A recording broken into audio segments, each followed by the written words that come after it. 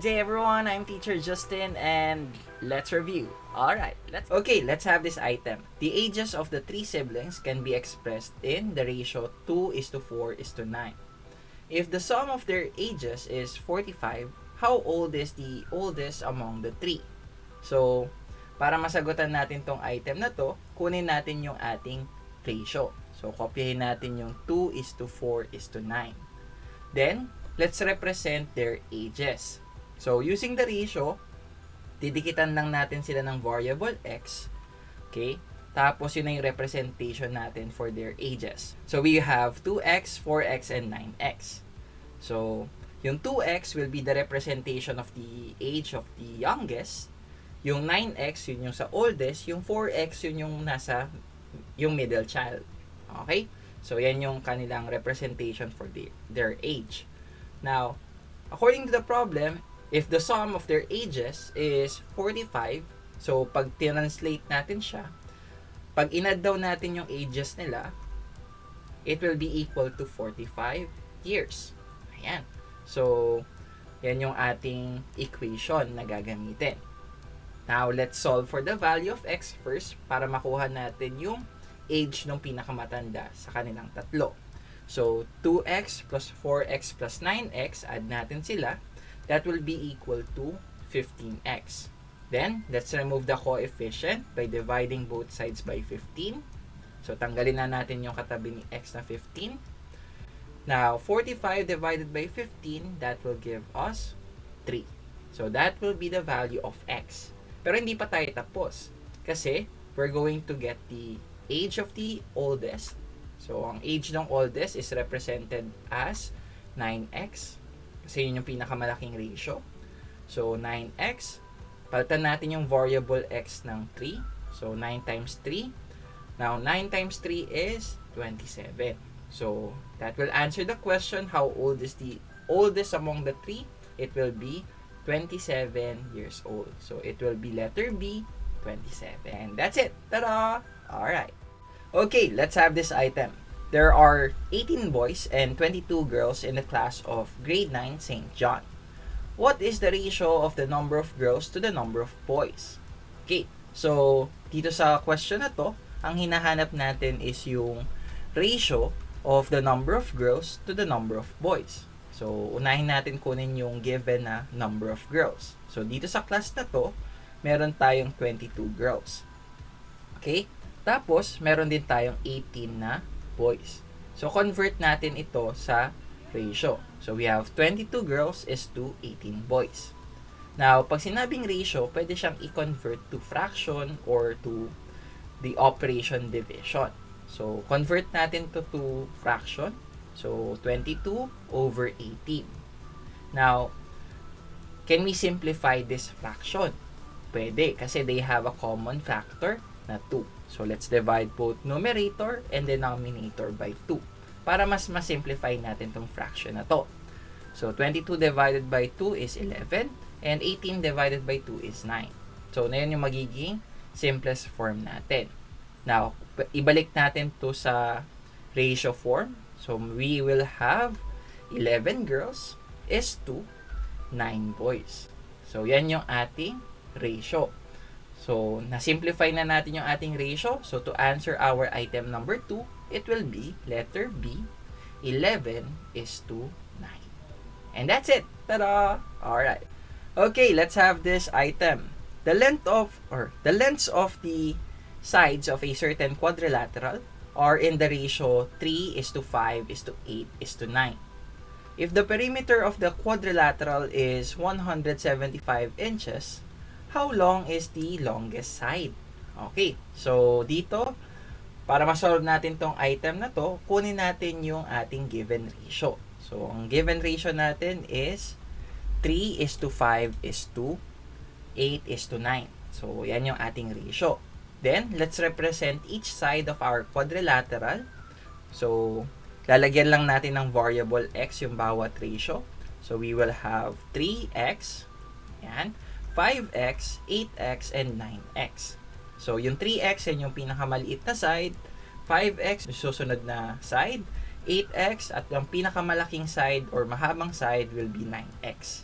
Okay, Now, according to the problem then, yung perimeter daw ng quadrilateral, pag inad daw natin lahat yan, it will be equal to 175 inches. So, yan yung ating equation na gagamitin to solve for this problem. Let's solve for the value of x first bago natin kunin yung longest side. Kasi alam natin na 9x yung pinakamahabang side natin. Pero bago natin masolve yun, kailangan natin kunin yung value ni x. So, let's combine like terms. So, 3x plus 5x plus 8x plus 9x, that will give us 25x is equal to 175. Now, let's remove the coefficient by dividing both sides by 25. So, divide natin. So, 175 divided by 5, that will give us 7. Okay. So, that will be the value of x. Pero hindi pa tayo tapos kasi kailangan natin kunin yung longest side natin. Now, longest side natin sa quadrilateral na to is represented by 9x.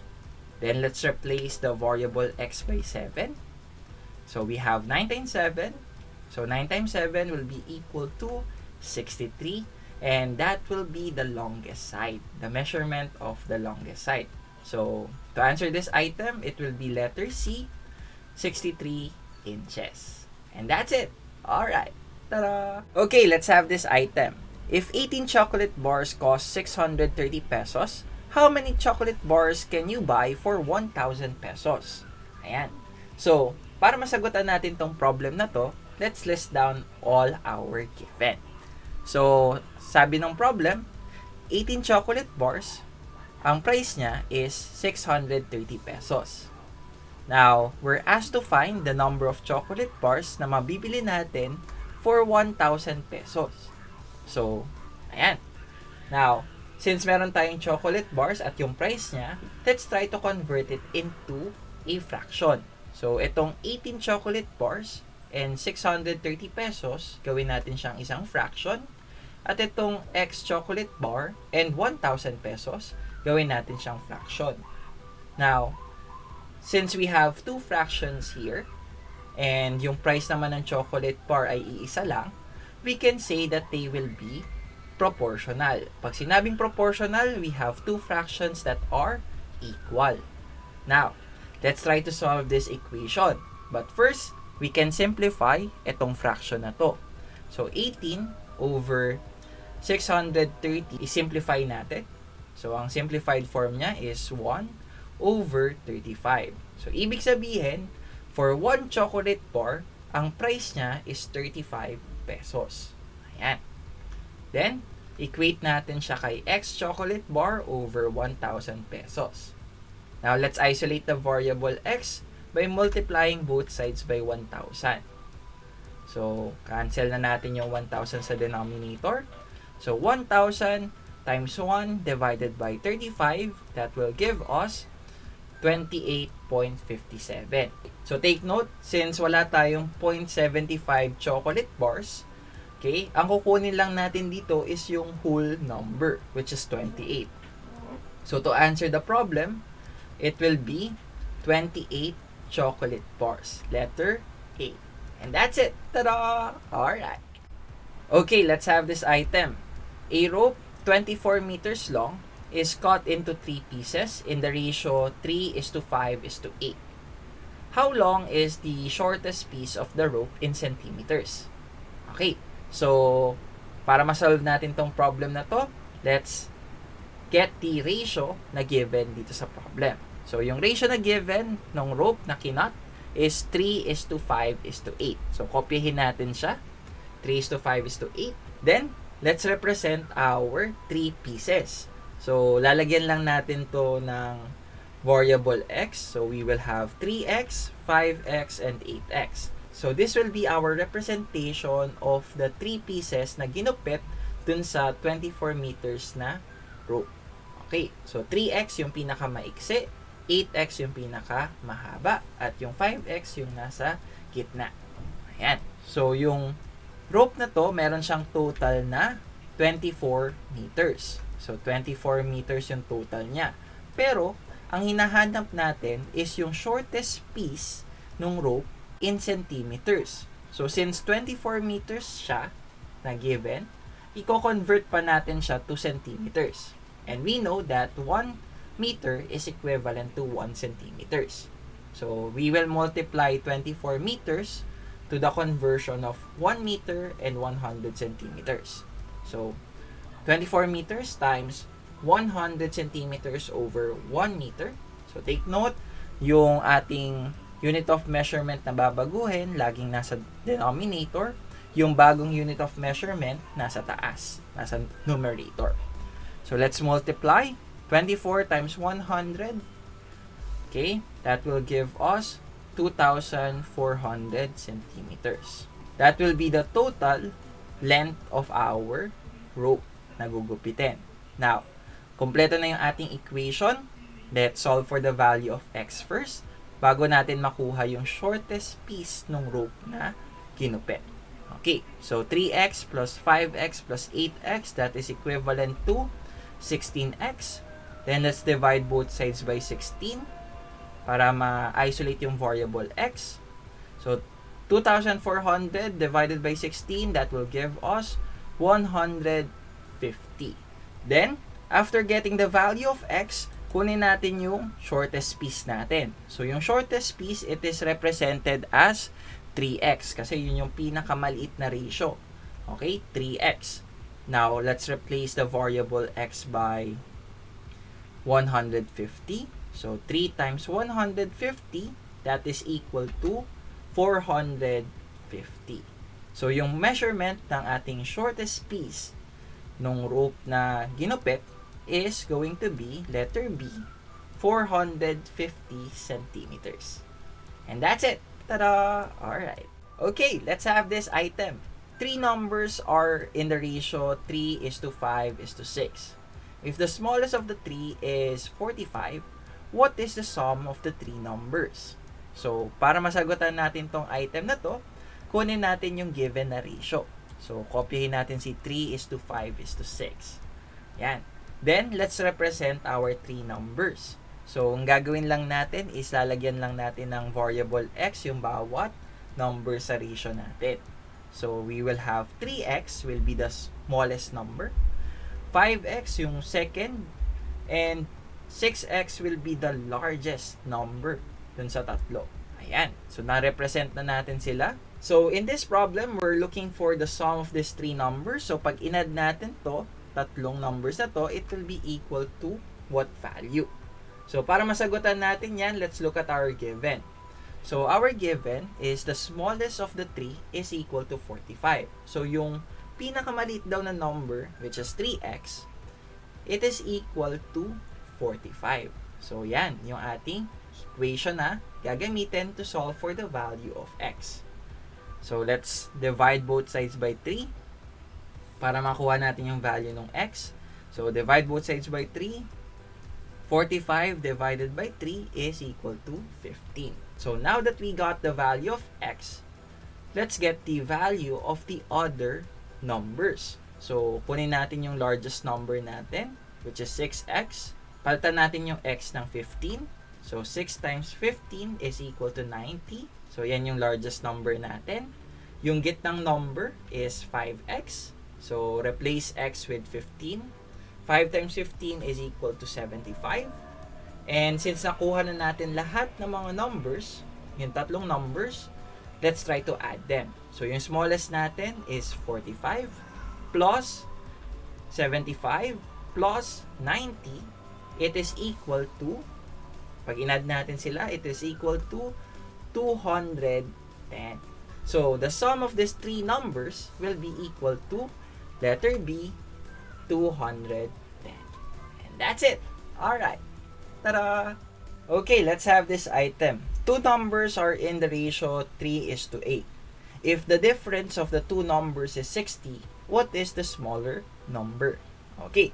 So, para masagutan natin tong item na to, kunin natin yung ratio na given, which is 3:8. So, kopyahin natin yon. Then, ang susunod nating step is to represent our 2 numbers. So, ang gagawin lang natin is we're going to place the variable x kay 3 at kay 8. So, we will have 8x represented by the larger number. And 3x naman is represented by the smaller number. Okay, so yan yung ating mga representation for our two numbers. Now, according to the problem, if the difference of the two numbers is 60, so if we subtract 8x and 3x, dapat ang sagot ay 60.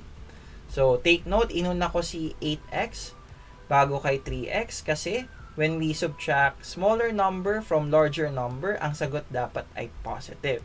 Kaya inuna natin si 8x. Okay? So, since hinahanap natin si smaller number, let's try to identify first the value of x. So, solve natin tong equation na to. So, 8x minus 3x is equal to 5x. Then, let's remove the coefficient by dividing both sides by 5. So, cancel natin yung 5. 60 divided by 5 is equivalent to 12. So, the value of x is 12. Now that we have the value of x, kunin natin yung smaller number, which is represented by 3x. At yung x na yan, palitan natin ng 12. So, we will have 3 times 12. So, let's multiply 3 times 12. That is equal to 36. So, to answer this item, what is the smaller number? It will be 36, letter A. And that's it. Ta-da! Alright. And that is it. If you like this video, give it a thumbs up. If you have comments, questions, recommendations, suggestions for my next video, please leave them in our comment section below. Share this video and subscribe. And for more videos like this, you can go to my channel, Teacher Justin. And that is it for today. Again, I'm Teacher Justin. Goodbye, God bless, and stay safe. See you on my next video. Peace.